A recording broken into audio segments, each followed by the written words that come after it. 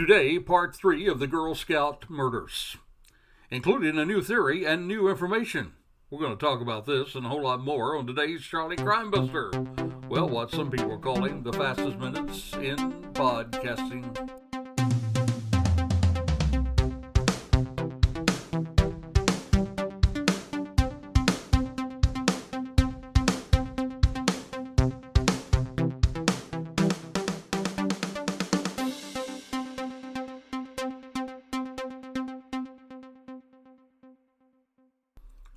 Well, hello and welcome to another episode of Charlie Crime Buster. Hey, it's a joy to have you as part of our Charlie Crime Buster family. We continue to talk today about a fascinating and yet very, very disturbing case. We are going to continue our series on the Oklahoma Girl Scout Murders. But first, let me take the time to welcome you to the podcast. Hey, especially if you're a first-time listener, well, we have a very special welcome to you. I want to encourage you to reach out with a shout-out. That's right, reach out with a shout-out. You can email me at charliecrimebuster@gmail.com. That's charliecrimebuster@gmail.com. We would love to hear from you.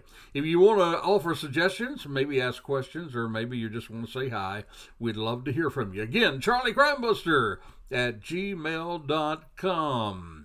Also, for those of you who'd like to support our program, please go to peacemakernetwork.com. That's peacemakernetwork.com.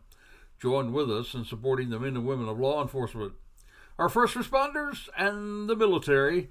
That is peacemakernetwork.com. There you can become a badge, BADGE supporter, for as little as $3 a month. It'd be a great way for you to support these great heroes and help us keep up the podcasts. Well, just recently, a cold case was solved by a jury. Christian Smart, who disappeared 26 years ago after attending a party near her campus, well, that was the subject of a new court trial. And her murderer, Paul Flores. Well, guess what? 26 years later, he's found guilty. Now, that cold case was turned into a hot case mainly after a podcast took it on. That podcast was called In Your Own Backyard. Now, there's also a podcast about the Oklahoma Girl Scout Murders that also brought new attention to the case. There was a lady by the name of Faith Phillips. That's Faith Phillips. She was actually an attorney who turned to be an author and then, in turn, became an author and a school teacher. She taught creative writing at Stillwell High School. That's there in the area of the Oklahoma Girl Scout Murders. That's an area that's about 85% Cherokee, the school there is, and she involved her students into studying about their own culture and area. That led them to start their own podcast. And those students, they wanted to do their podcast on the Girl Scout Murders. It was in preparation for this podcast that new information came to light. At least new information to Faith and to most of the world outside of the area of the murderers. Now, we're going to introduce that information in a moment, but right now it's time for what we call our Crazy Crook Story of the Week. You see, each week we share these stories to lighten the load of the crime that we talk about. Well, by now you've all heard stories or perhaps personal knowledge of someone, quote unquote, faking the coronavirus. That's right, faking it just to get out of work. It did become an easy way for some to avoid responsibility. But then, the employers got smart. They started requiring doctor's notes. However, that seemed to be no problem with a South Carolina man who called off for the virus. You see, in Spartanburg County, well, there was a South Carolina man that was arrested. That's right, arrested, charged with breach of peace and forgery. Now get this, after lying about having the coronavirus. At least that is what Chuck Wright, the sheriff there, told reporters in a presser this past week. Now, the man, Jeffrey Long, well, he told his call center employees at the Sitel, S-I-T-E-L Corporation, that he had been tested for coronavirus at the VA hospital. And he said the results were positive. And then, get this, he even forged a note from the doctor as proof. Now, this had happened some time ago, But maybe the guy did not really think through his consequences. You see, because of that call, well, the call center then evacuated all their employees. All of them. Shut down the building for 5 days of deep cleaning and sterilization. They advised employees who had been in contact with Long to self-quarantine for 2 weeks. Now, I'm quite sure that Jeffrey did not think about, well, legal consequences. The sheriff went on to say, I don't know the dollar number it cost to disinfect the entire building, but it was a large number. That's what the Sheriff Wright told reporters. He said, it seems to me like the fellow just wanted a 2-week paid vacation. And then Wright goes on to say, you can't do this to people. Well, now because of his actions, well, let's just say this, my friend. This crazy crook who decided to lie about coronavirus, well, that vacation that he thought would maybe make 2 weeks, well, now it can last up to 3 years and 30 days in jail. And that, my friend, is our Charlie Crimebuster Crazy Crook story of the week.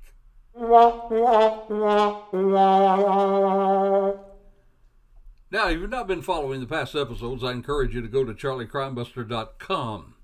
There you get caught up with part 1 and 2 of the Girl Scout Murders. You see, 3 precious little girls, ages 8, 9, and 10, were brutally murdered and sexually assaulted at the Girl Scout camp there at Camp Scott in Oklahoma. Lori, Michelle, and Denise faced what only could be called pure evil back in June of 1977. Law enforcement there gave that evil a name. His name was Gene Leroy Hart, a Native American who had already been a fugitive in hiding, had been evading law enforcement for 4 years. This was at the time of the murders. You see, he had been convicted of raping 2 pregnant women who he kidnapped, raped, and left to die in the woods. Now, thankfully, the women were able to free themselves, unlike these precious girls that were murdered in 1977. You can also add 10 months to the time that Hart was on the run from the law, because it took another 10 months after the murders of these girls for their suspect to be caught. Again, you can hear all about that on the previous episodes. CharlieCrimebuster.com. Push on the episode button and you can find them there. Part 1 and Part 2. We're in Part 3 now. Then there was the trial of the century at the time, much like the O.J. Simpson trial and the Casey Anthony trial. You see, most of the nation was glued on the proceedings.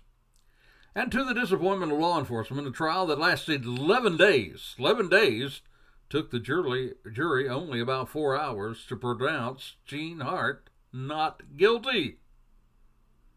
Now, Sheriff Pete Weaver, he did not waver from his stance. He said, quote, I am still 1,000% sure that Gene Hart, did it. But did he? Was Hart guilty? Was he the one responsible? Well, flash forward to 2020. Faith Phillips, a Cherokee attorney turned writer who's teaching creative writing now at Stillwell High School, that's there in the Locust Grove area, well, she's gotten her students into a new podcast. It was launched in spring of 2021, and it was called 40-Year-Old Justice. It was while they were preparing for this podcast that she received a cryptic message that she needed to talk to someone with information about the Girl Scout murders. And then she finds herself in a retirement home, talking with 97-year-old sheriff by the name of Paul Smith. You see, he was a sheriff that was elected to replace Sheriff Pete Weaver. Weaver was a sheriff during the Girl Scout murders. And Sheriff Smith, well, he campaigned on the promise to solve the murders. You see, at the time, Paul, the sheriff, he was a police officer then in Locust Grove at the time of the murders. He did recall seeing a bus arrive in town carrying the girls to their camp.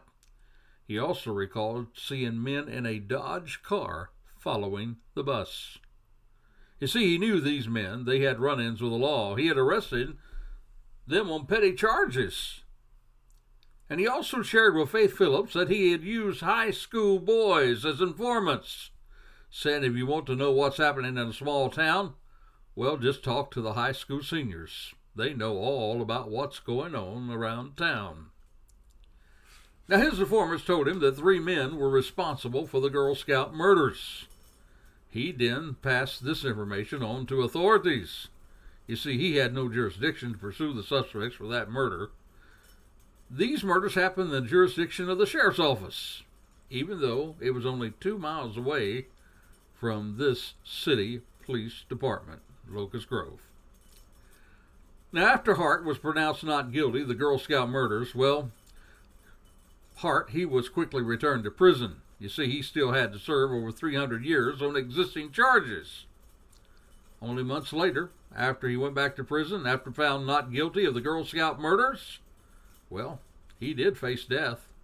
Not from the electric chair, but from a heart attack. Some said God brought justice. Others, well, they were not so sure. One of those was this sheriff, Paul Smith. And now he is the new sheriff, you see. He actually ran on the condition that he would solve those murders. He was elected. And now he had the authority to follow up on his own theory of the Girl Scout murders. Now, Paul Smith, now the new sheriff in Mays County, well, he interviewed one of the 3 persons that he was told that had done the murders. He interviewed him in prison. And the guy's name was Buddy Bristol. Buddy Bristol was a Locust Grove resident. He was known for stalking young girls, torturing animals, and he was in prison now for exposing himself to little girls. You see, Bristol told the sheriff that he and 2 others, and the sheriff did not name those other 2 at the time, but he said he and 2 others, Bristol said, were the ones who murdered the little girls. He told him that they had found a place, well, where they were kind of stalking them out. They were out on a 3-day high from drinking and doing drugs.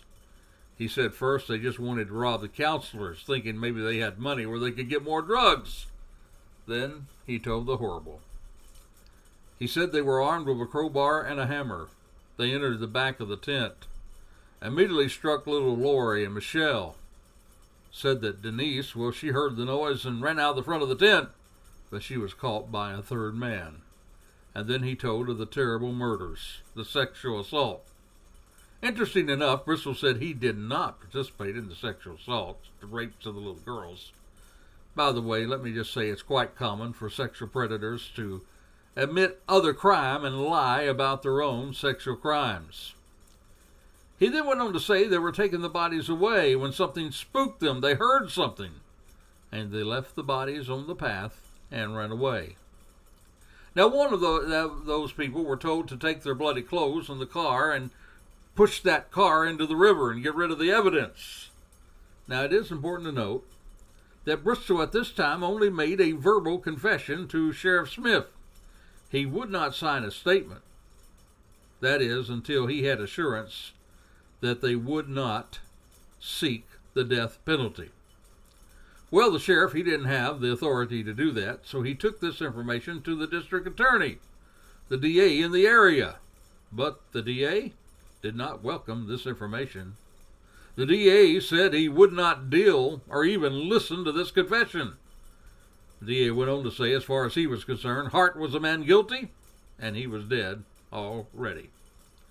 Well, Sheriff Smith also talked about a young lady who was sister to one of these 3 suspects.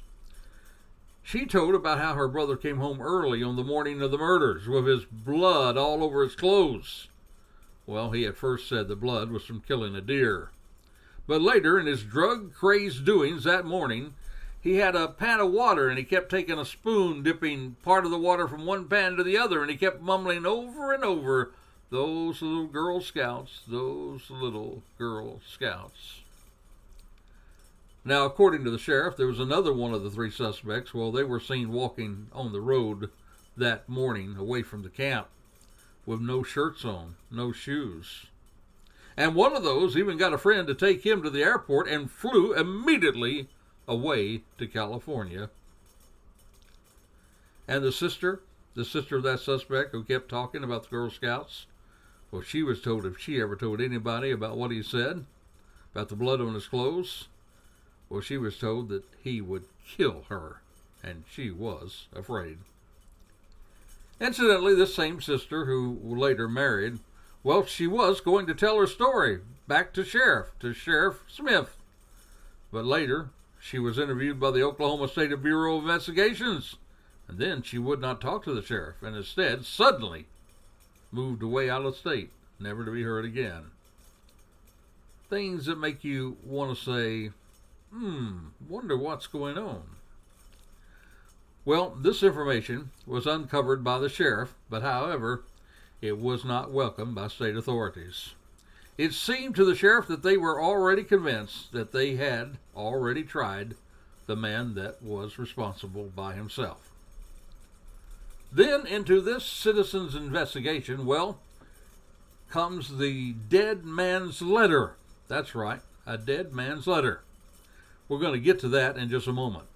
But right now, it is time for what we call our Courageous Citizen of the Week. We also try to point out people who have courage in this world that sometimes crime interrupts our lives. On this past 18th of October, just a couple of weeks ago, a jury found Paul Flores guilty of murdering Cal Poly student Christian Smart in 1966. Now, if you were to ask anyone in the San Luis Obispo County about what they knew about the Christian Smart case, well, chances were they would refer to you to a podcast. That podcast was called Your Own Backyard. They released the first episode in September of 2019. My friend, now that podcast has been downloaded over 10 million times. It was this podcast that renewed interest in the case, and now, thanks to that podcast and other concerned citizens, we have justice for Christian Smart and her family. I'm convinced it would not have happened if not for Chris Lambert, who took that project on.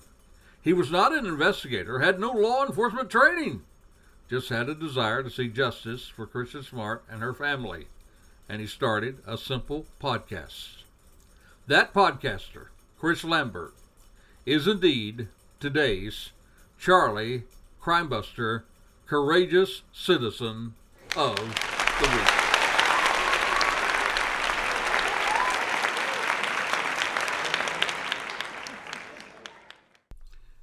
And so now we have another podcast. This one produced by the students of the Stillwell High School in the area and their teacher, Faith Phillips, and they're revealing new information for many. This information, incidentally, has been published in a Fox Nation series, and it is gathering nationwide attention to the Oklahoma Girl Scout Murderers. She brought to the attention a letter written by David Sack. You see, David Sack was a guy who wanted to get something off his chest before he died. The letter was only to be opened after his death. And he told in the letter about his nephew, Michael Knott, who had witnessed 3 men who had been acting suspiciously. You see, they had found a place where they could watch the Girl Scouts shower and spy on them. And incidentally, these were the same men that Paul Smith had told Faith about earlier, except now there was a 4th unknown man with him, and 2 of the 4 were well-known pedophiles. So now we've collaborated yet another confirmation regarding the suspects that Paul Smith had told Faith Phillips about. Next, Faith interviews relatives of Jean Hart. That was the main suspect in the case. Now, these 2 women who were relatives, nieces actually, they did not only believe that Hart was with these men, but that he probably led these men through the murders. In other words, that Hart was there at the time of the murder with these men. You see, Faith Phillips now believes she had important new information that she needed to share with authorities. You see, she had already worked with the Oklahoma Bureau of Investigations in some of her early books. She felt that she could rely on that relationship to pass on this important information. So they referred her to the special agent in charge of the investigation.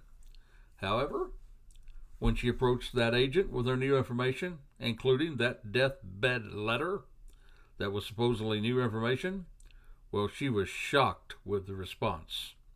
She reports that instead of welcoming the information, the agent appeared defensive, dismissed her curtly.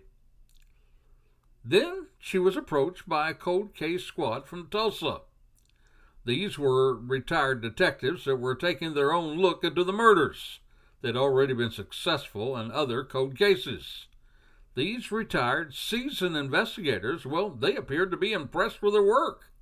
They pledged to take this information to authorities, the same authorities who would have the authority to prosecute. Faith was feeling that finally there were some people who mattered, and they were looking into her information. But then, guess what? She was ghosted. That's right, ghosted. They refused to respond back to her. Now she was thinking that she knew how Sheriff Paul Smith felt when his information was not acted upon. That sheriff who became so frustrated that he could not get traction with his own theories that he brought forth with collaborated information. Well, he was so frustrated that he actually failed to run for another term. He was only a 4-year term sheriff. And instead, he actually quit law enforcement out of his frustration, became a farmer. However, in his dying days, he's now since passed, well, in those dying days, he felt that as Faith took on this project with this new information, there would also be new zeal. But now, well, Faith, she could see herself much the same way that Sheriff Smith, who had hit wall after wall in taking this information further on. You see, local law enforcement, they would not act upon the information. State law enforcement, they would not act upon that information. Why?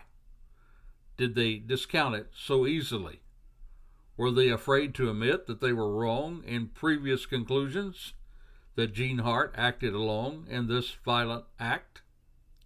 So Faith Phillips and her students, well, now they too are stalled out, nowhere to turn. Nobody will listen. Or maybe not. You see, my friend, there was a new court action. That's right, a new court action that ruled that a large part of Oklahoma is actually, now get this, on Indian land that rightfully belonged to the tribes, and therefore they were under Indian and federal jurisdiction. So you got it.